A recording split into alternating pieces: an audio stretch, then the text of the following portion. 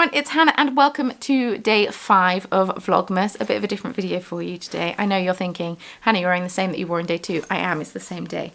Today I am going to be giving you a tour of the dye shed, which is very exciting.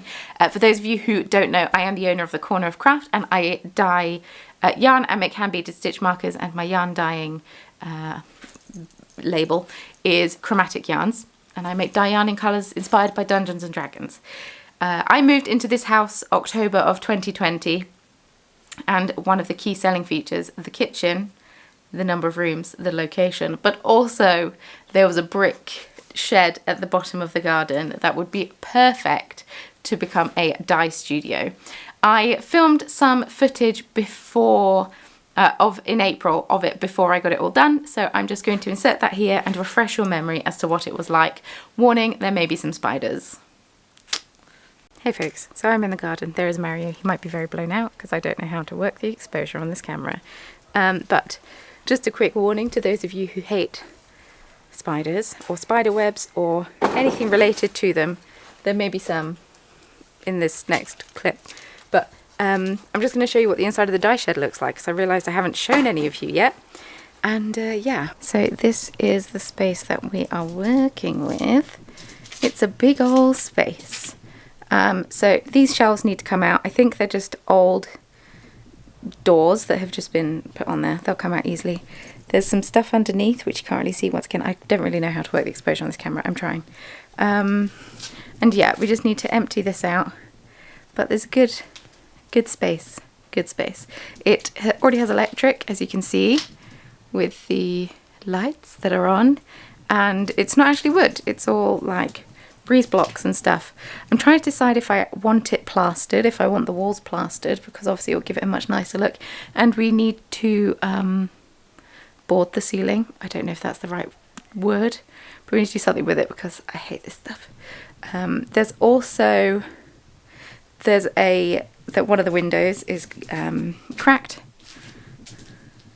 just here.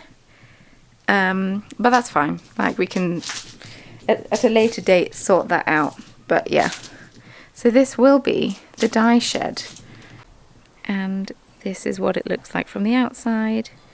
Yeah, obviously the ceiling roof is where all the cats would chill out, and yeah. So yeah, that is what it was like. I had a builder come during the summer and sort it all out. And yeah, it's now a functional workspace, which is amazing. And I love dyeing in there. And it's such a relief to be out the kitchen and worrying about getting dye all over my beautiful wooden worktops. Because that would just not do. That would not do. Anyway. Yeah, that's enough chatter. Let's go check out the dye shed. Let's go. So here is the dye shed from the outside. We have a new window and the lock's been sorted and it's a new colour and it's all very exciting, but it's raining, so let's get inside.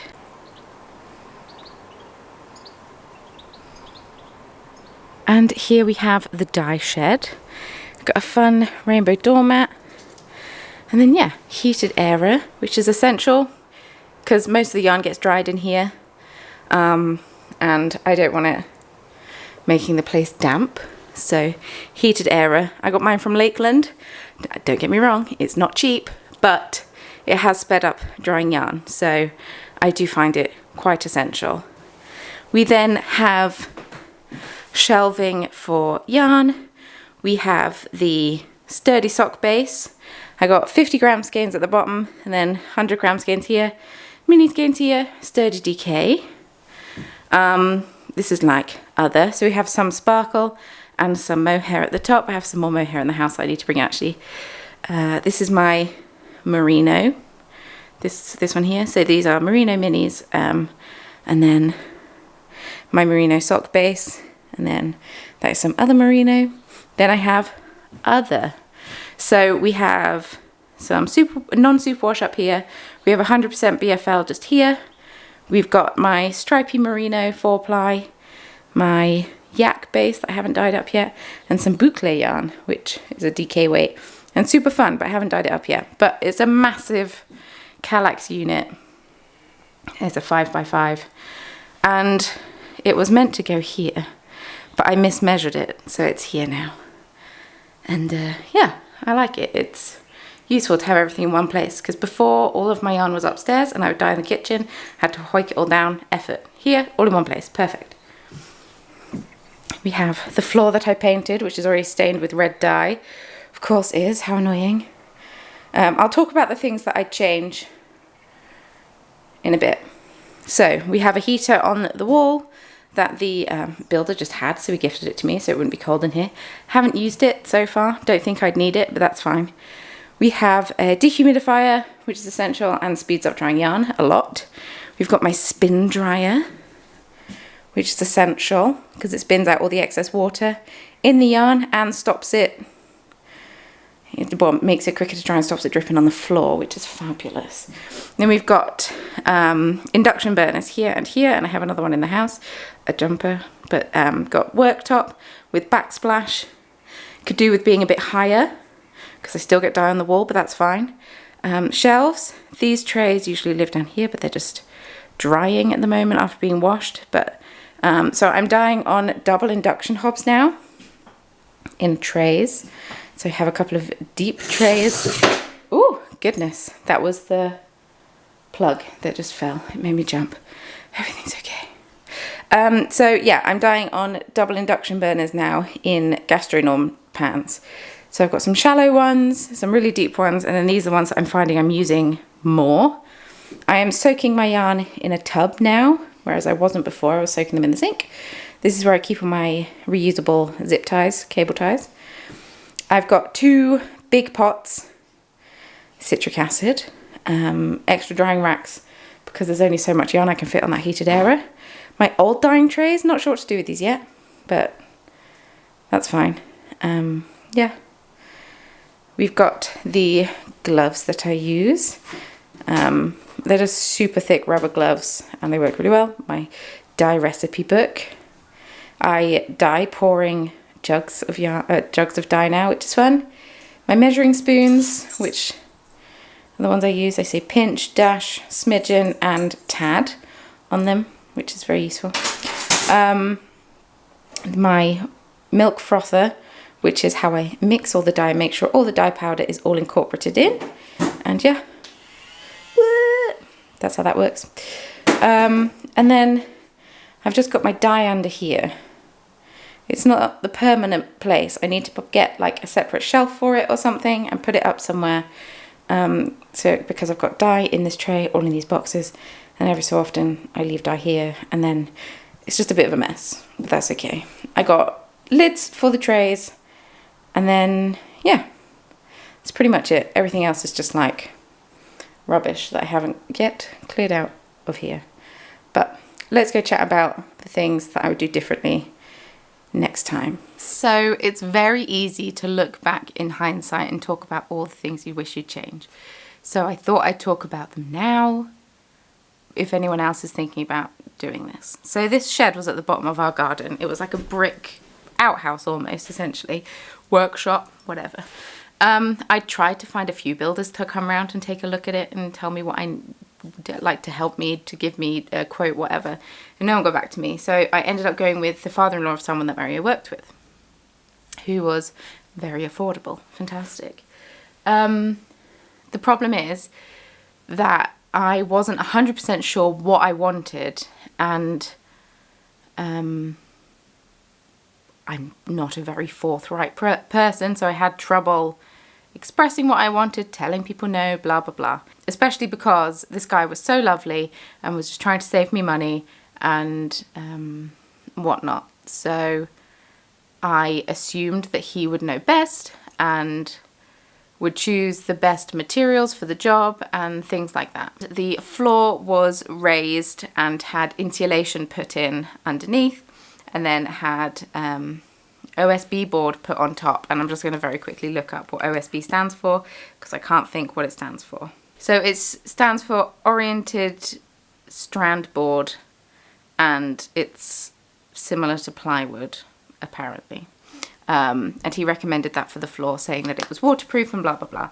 Now upon further research I have since found out it's not waterproof. It's got waterproofing on it, but that's just so it can sit outside while it's waiting to be used, and it might get some rain on it, but it's not indefinitely waterproof and it will eventually absorb water. So I obviously wouldn't have gone for that boarding had I actually taken the time to do some research and not just blindly trusted someone who's a builder who told me that it's waterproof. So I did do a few coats, I can't remember now, of primer on it, waterproofing primer, and then painted the floor. I think in hindsight, if I were to do this again, I would either keep the concrete floor and just paint it with garage floor paint and then get some rugs to put down.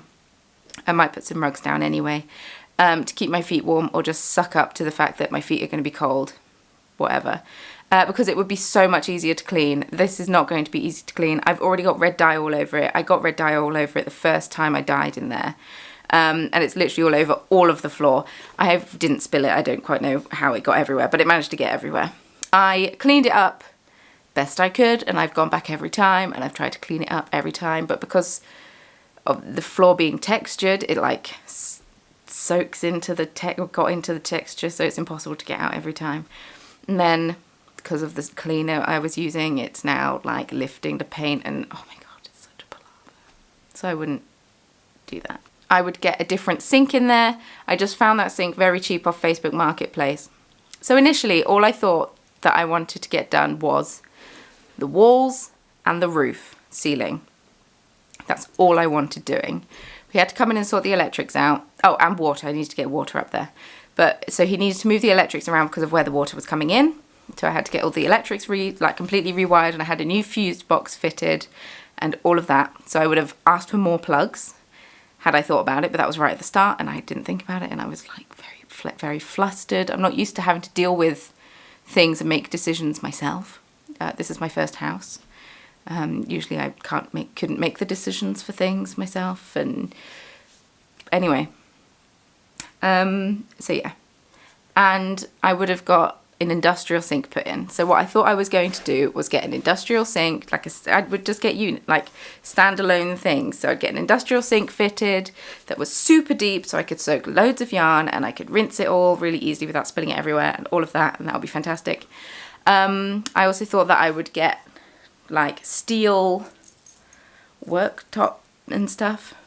And yeah, I don't know if that would have been cheaper in hindsight, because I got worktops off of Gumtree, which was super cheap, and I got a sink off of Facebook Marketplace, and that was super cheap, but it's just a small kitchen sink.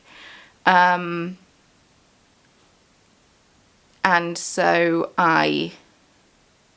he built the unit to fit the worktop on top of, and obviously this all took more time, which meant I then had to keep paying him.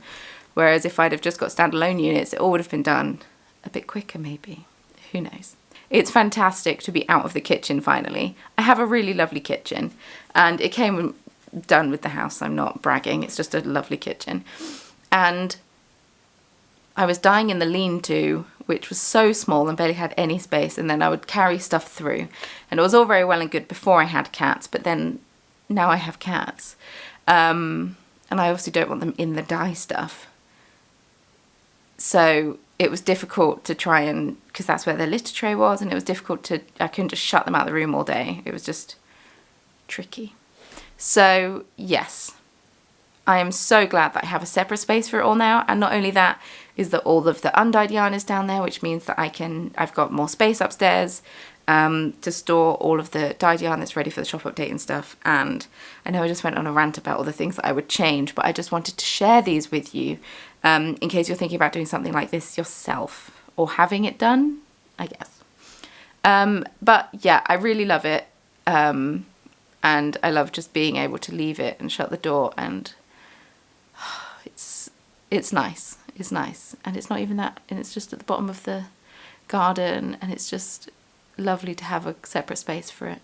But yeah, that is the dye shed tour. I know that you've all been waiting for the dye shed tour, and I know that I just went on a bit of a negative rant about it, but overall I love it, and I'm really glad that I got it done and had it. But I just wanted to share the things that I would do differently next time if I were to do this again, which who knows. because it was so much money. Not only that, but the timing of me having it done was in peak Advent dyeing time, which is less than ideal. But yeah, so that is the dye shed tour, the much awaited dye shed tour, because I know that you've all been asking for a chunk of time to have a tour of the dye shed, and now you have had one. So you know what it looks like, and you know what it's like, and yeah, that's it. It's not perfect. It's still pretty small scale in comparison to a lot of dyers, but I'm happy with that. I didn't want to overload my plate or be too ambitious or whatnot. Hey, the next step would be getting a unit somewhere else and working out of that, so who knows. That's not happening anytime soon though. Not after the money I've just spent on that shed. Anyway, thank you so much for watching. I hope that you enjoyed it. If you did, please feel free to give it a thumbs up and to subscribe. I am uploading a video every day in December, and would love it if you were to check it out. So yeah, leave me a comment down below. Let me know what you've been up to today. The daily check-in, we love to see it, and I will see you in tomorrow's video, which is going to be my weekend that I've just had in Manchester, edited down into a handy dandy vlog. So that'll be fun. Yeah. See you later. Bye.